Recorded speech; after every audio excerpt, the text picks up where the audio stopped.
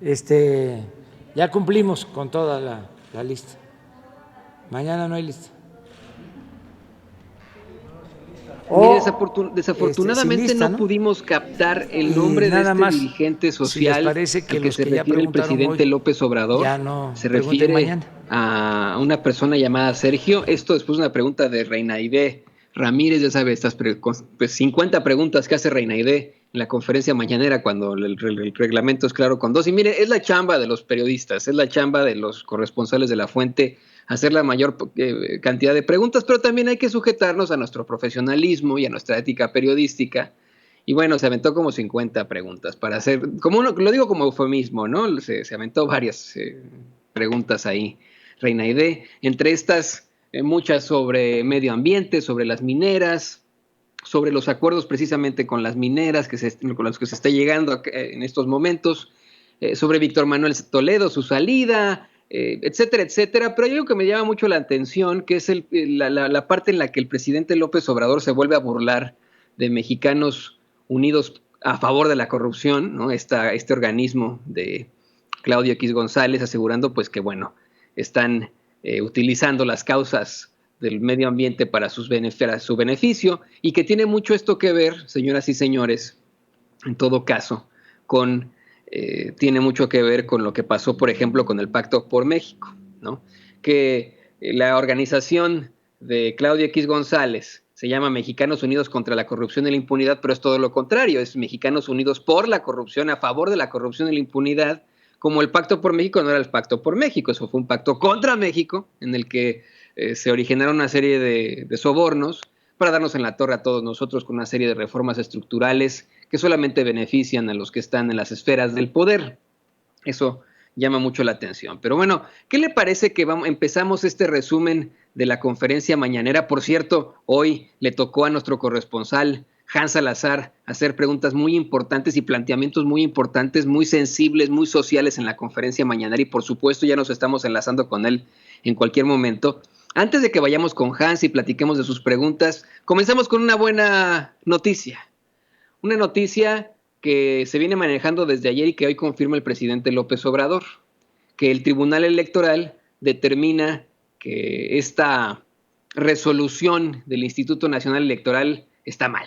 La resolución de cancelar, de suspender las mañaneras en Hidalgo, en Coahuila, durante las elecciones y de cancelarlas durante las elecciones de 2021. Ya hay un fallo por parte del Tribunal Electoral y esto lo celebra el presidente López Obrador en la conferencia mañanera desde el principio, desde el principio. Así lo dice, así comienza su conferencia mañanera el presidente López Obrador con una sonrisa en la boca. El día de hoy vamos a dedicar más tiempo, también como ayer, a contestar preguntas. Solo apuntar que, de acuerdo al Tribunal Electoral, estas conferencias, estos diálogos circulares sin censura y con absoluta libertad no interfieren con los procesos electorales. Eso fue lo que resolvió el tribunal. Por lo mismo, no se considera propaganda, sino garantizar el derecho de los mexicanos a la información. Nos querían limitar para que no informáramos, eso era censura, y se acudió al tribunal y ya ha quedado de manifiesto de que podemos mantener estas conferencias. Para ser precisos, fue una queja de los partidos de oposición a nosotros, de los conservadores, ante el INE y en el INE resolvieron que no debían hacerse estas conferencias, no transmitirse estas conferencias,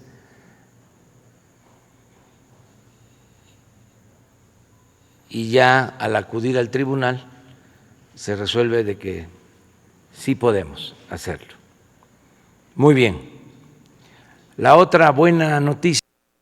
La otra buena noticia que iba a dar en unos momentos más, bueno, que dio hace un ratitito, es que en la Cámara de Diputados, además de lo infame que se vota ayer para determinar como presidenta a una priista, presidenta de la mesa directiva y presidenta, por tanto, de la Cámara de Diputados, además de eso se vota para que se elimine de una vez por todas el fuero a los presidentes, no a los expresidentes, a los presidentes en funciones, ¿no?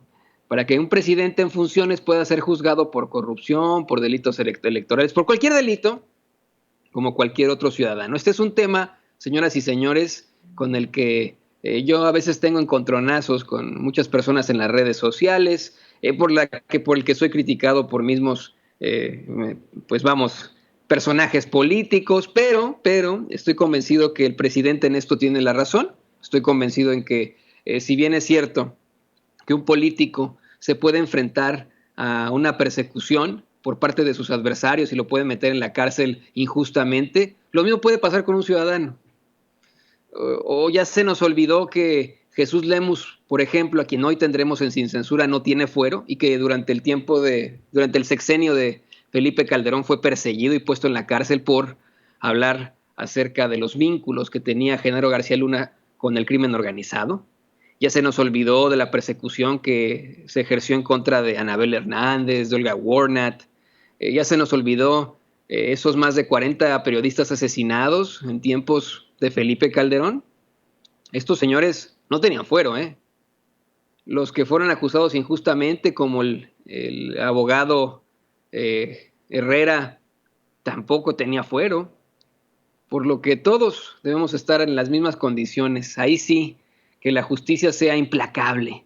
Por mucho que me critiquen y me digan, no, pero es que los adversarios de los presidentes van a poder. Bueno, aquí tenemos el caso claro de Andrés Manuel López Obrador. Sin ser presidente, pudo haber sido acusado por sus adversarios durante las campañas de cualquier cosa y no le pudieron acusar de nada porque no hay algo en su contra. Porque no se le ha podido demostrar alguna forma de corrupción. No le he encontrado ni una ínfima parte de corrupción en su haber. Yo como periodista, desde que comencé la carrera lo he investigado, los periodistas que están en contra de él, o pseudoperiodistas, pseudointelectuales también, y no le han encontrado, pero ni una pizca, mire, una pizca de corrupción. Así que creo que esto tiene una muy buena finalidad y completamente de acuerdo con que se elimine el fuero a los presidentes, señoras y señores. Una conferencia de prensa en la que, como ya le decía hace unos momentos, se habla sobre esa determinación, esa votación, en votación de varios diputados y diputadas de Morena, de sus máximos dirigentes, para que quede el PRI al frente de la mesa directiva de la Cámara de Diputados. Hoy se lo plantean al presidente. Carlos Alberto Calzada le dice al presidente que hubo señalamientos de Gerardo Fernández Noroña de una operación política a través de la Secretaría de Gobernación con Olga Sánchez Cordero para que la priista Dulce María Sauri presidiera la mesa directiva de la Cámara de Diputados y que incluso Mario Delgado le había puesto como condición a los priistas que no presentaran controversias contra las iniciativas del mandatario. Esto, bueno, lo que maneja el reportero, que supuestamente se habla de lo que dice también Gerardo Fernández Noroña. Lo que sabemos que dice Gerardo Fernández Noroña, eso sí es un hecho, dice que en efecto hubo una operación política desde la Secretaría de Gobernación con Olga Sánchez Cordero. El presidente López Obrador dice que en su gobierno actúan con absoluta transparencia, que la verdad es que lo que se dice en las ruedas de prensa es lo que se dice en privado, que él no tiene la costumbre de mandar a decir cosas u ocultar su manera de pensar, que siempre dice lo que piensa y que esto lo saben sus compañeros de ideología, de la izquierda, tanto en el PT como en Morena, como en otros lugares. Y aquí No, yo no cuestiono que lo que nos está diciendo el presidente López Obrador. Yo no cuestiono que lo mismo que nos dicen las conferencias de prensa mañaneras es lo que nos dice, lo que se dialoga en sus juntas de gabinete. No lo cuestiono. Pero sí cuestiono lo que pueda llegar a tratar Olga Sánchez Cordero. Acuérdese usted, esto no es inolvidable, ese audio en el que la captan, pues ahí hablando con Jaime Bonilla, el traidor a la democracia, precisamente gobernador de Baja California, hablando sobre lo legal que era la extensión del mandato que quería este señor y etcétera, está grabada. Esta es una Olga Sánchez Cordero que está grabada, que ha sido grabada en situaciones pues comprometedoras al respecto. Así que yo no estoy dudando de lo que nos dice el presidente López Obrador. Probablemente él no haya exigido eso. Probablemente el presidente López Obrador, pues como nos está diciendo, todo lo que trata en sus juntas de gabinete lo trata en lo público, pero la gente que tiene a su alrededor, a los secretarios que tiene a su alrededor, esa es una constante crítica al gobierno del presidente López Obrador, ¿eh? Una crítica que no solamente viene desde este periodista, Antonio Ruiz, o desde Vicente Serrano, Rafael Herrera, a algunos, ¿no?, de los funcionarios que hemos tratado en estos espacios de análisis, sino una crítica que viene desde muchas personas, desde usted que nos ve y que nos escucha, no al presidente López Obrador, a gente muy cercana a él, a gente dentro de su gabinete. Ayer lo decíamos, a nosotros nos consta que es un Gerardo Fernández Noroña que lucha por el pueblo y que viene desde el pueblo. A nosotros nos consta que es un Andrés Manuel López Obrador que viene desde el pueblo y que lucha por el pueblo. Pero no nos consta que Olga Sánchez Cordero venga desde el pueblo. No nos consta que Olga Sánchez Cordero sea parte de esa idea del pueblo para el pueblo.